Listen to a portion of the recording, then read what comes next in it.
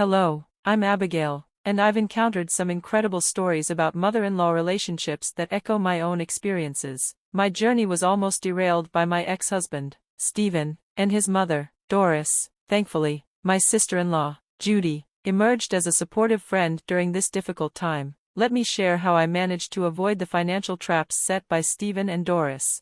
My marriage to Steven was relatively new and ended quickly. In hindsight, it was a blessing, as it revealed his true character. I yearned for love, and Steven initially seemed to provide that, showering me with affection. We both had stable jobs, and after about 4 years together, we rushed into marriage. Little did I know the love he offered was a mere facade.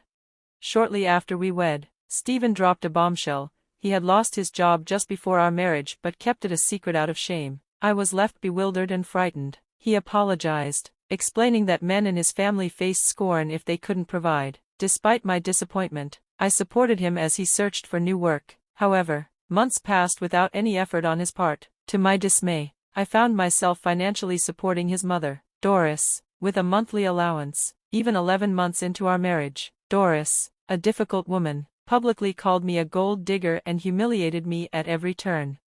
The situation worsened when Steven refused to stand up for me, leaving it to Judy to intervene. In a private conversation, she expressed her concern, acknowledging that her family wasn't the best influence. She confided that they would never appreciate me simply for being a woman. Drawing from her own experiences, Judy's insights prompted me to reevaluate my circumstances. I had a solid career, yet my mother criticized Steven solely because of his gender.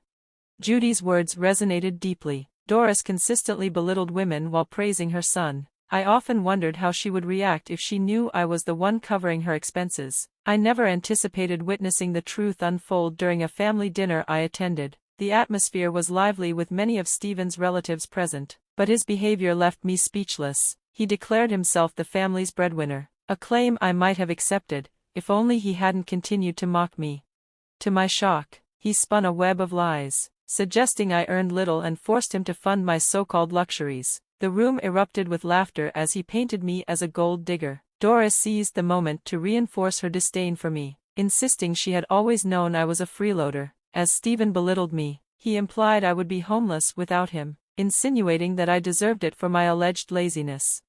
Listening to those words from Steven and Doris left me reeling. While I was aware of Doris's animosity, Steven's betrayal cut deeper than I could have imagined. I couldn't believe he would fabricate such lies, not only falsely presenting himself as the provider but also perpetuating harmful stereotypes about me. Just as I was about to break down in tears, Judy stepped in. "You all are being unnecessarily cruel to Abigail. She's a hardworking woman who deserves respect, not your hurtful words. You should apologize."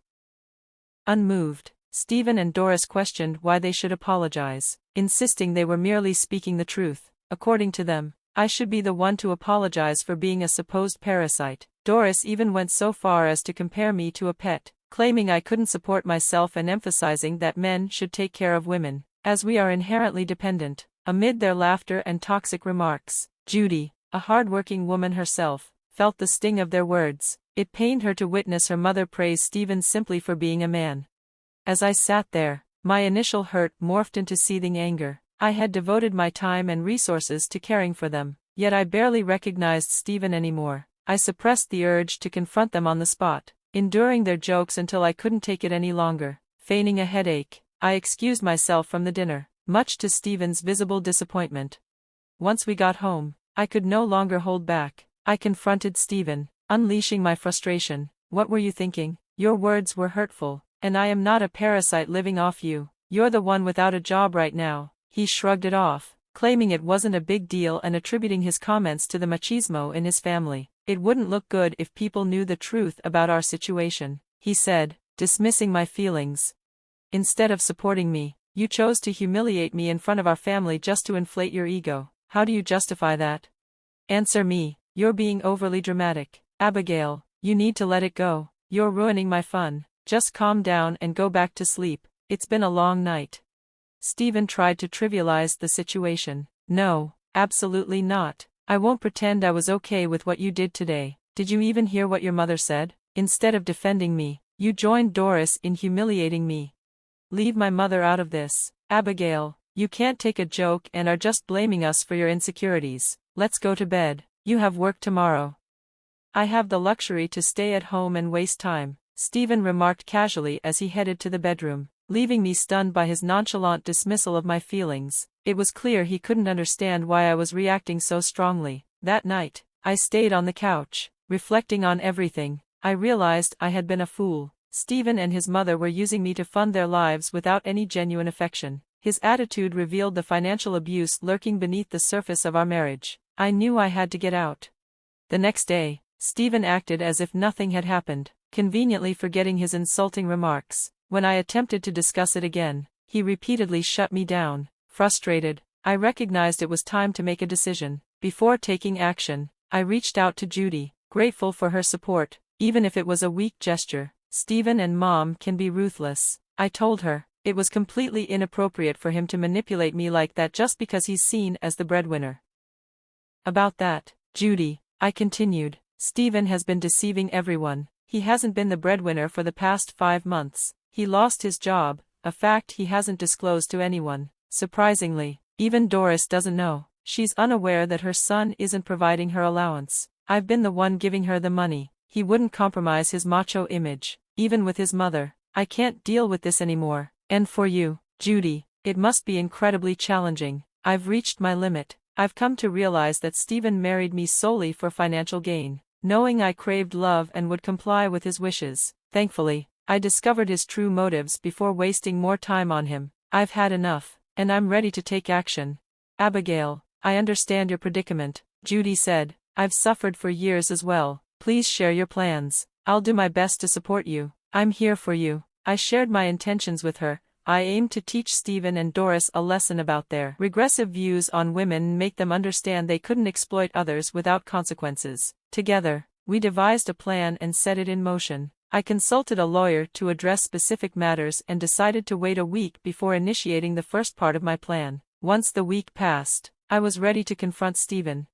Just 11 months into our marriage, I sat him down and urged him to listen patiently. He dismissed it as yet another trivial issue. Frustrated, he insisted I drop it, expressing his disdain for what he called drama. That's when I delivered the news. He no longer had to be with me because I had filed for an annulment. His reaction was one of disbelief. He thought I was joking. When he asked why I was pursuing the annulment, I explained that he had lied about being employed and manipulated me into supporting his freeloading lifestyle. When I try to communicate, it's clear you don't care about my feelings, I continued. You did nothing to protect me from your mother's cruelty. Those weren't just minor inconveniences, they were significant betrayals. But Steven, we don't need an annulment solely based on that. What's your plan? Do you intend to keep me in limbo for a few more years until you're ready to claim alimony? Those plans won't work anymore. I see through your facade. You've used me to support both your life and your mother's while giving me nothing but insults and shame in return. As I glared at him, he began to apologize, finally realizing I wasn't the doormat he once thought. I am a woman who knows how to stand up for herself. The moment I mentioned annulment, he understood that his source of financial support was about to break free. He pleaded with me not to end everything, claiming we had once been happy together. But I knew this was more than a small mishap. For days, I had tried to discuss his behavior, but he consistently ignored me and became furious each time I brought it up. He never apologized for his actions, and our once good relationship had deteriorated as he manipulated me into supporting him and his mother. I don't want your insincere apology, Steven. I'm done with you, and we are proceeding with the annulment. And there's one more thing I need to mention. I pulled out some documents and handed them to him. As he read through the papers, shock washed over his face. Yes, Steven, these documents include our marriage annulment and your eviction notice. Since I've already filed for the annulment, I thought it fitting to provide you with the eviction papers as well. Panic set in as he pleaded with me, insisting I couldn't kick him out because he was my husband. Where is your attention, Steven? I've made it clear that I've filed for an annulment. You won't be my husband for much longer. And yes, I am asking you to leave. I felt trapped, knowing I couldn't confide in my mom about losing my job. You, on the other hand, had no qualms about fabricating stories for Doris regarding your employment situation. I was confident you'd devise some plan, spin a narrative, or come up with a strategy. As for your mother, she wouldn't receive another dime from me. However, I was giving you until the end of the month to figure things out. Having stated my position, I left Steven to navigate this predicament alone, anticipating he'd call Judy for help. We had orchestrated the plan such that she would firmly refuse any assistance. Having endured enough humiliation, Judy was eager to sever ties and fully supported my scheme. Throughout the next month, Steven pulled out all the stops, adopting a romantic demeanor and showering me with affection. He even bought gifts using the last of the money I had given him, which I left untouched in the main bedroom while I retreated to the guest room, allowing him to keep the main space as a parting gesture.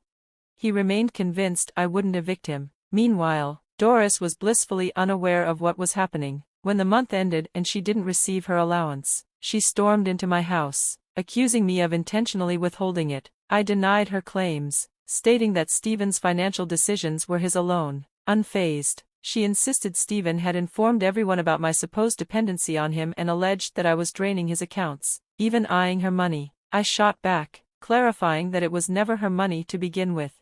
When she challenged my denial, I asked what she planned to tell the world about Steven's success when I had just informed her that he was unemployed and that I had been the one providing financial support. She dismissed it as nonsense, claiming no one would believe it. Steven had always portrayed himself as the breadwinner. However, when confronted by Doris, he remained silent, unable to maintain the facade. As Doris pressed him to assert his status, he finally admitted the truth. I, not Steven, was the sole provider of our household. Doris rejected this revelation vehemently, insisting her son wouldn't depend on a woman. Unfazed, I informed her I had given Steven an eviction notice a month prior and that he was to move out by next week. Shocked, she interrogated Steven, who reluctantly confirmed my words. Realizing her dependency on me, Doris pleaded with me not to leave Steven and to continue covering their expenses. I couldn't help but laugh at their desperation, reminding Doris of her disdain for me just a month earlier. In the following week, both Steven and Doris continued their relentless pleas, apologizing and begging me to reconsider. However, I stood firm. When the week ended, I ordered Steven to leave my property, threatening to involve the police if he resisted. He left with his belongings, moving in with Doris. Judy informed me they had tried to seek financial help from her, but she adamantly refused. I blocked their numbers and instructed Steven to communicate through a lawyer. Our separation proceeded smoothly since Steven lacked the financial means to contest it in court. Eventually, I heard they were being evicted from Doris's apartment due to months of unpaid rent. Cut off from Judy's support, they resorted to couch surfing at relatives' places, facing an uncertain future. Meanwhile, I focused on rebuilding my life and embracing the joy of independence. I vowed not to fall into anyone's trap again, hopeful that I would one day find my true soulmate.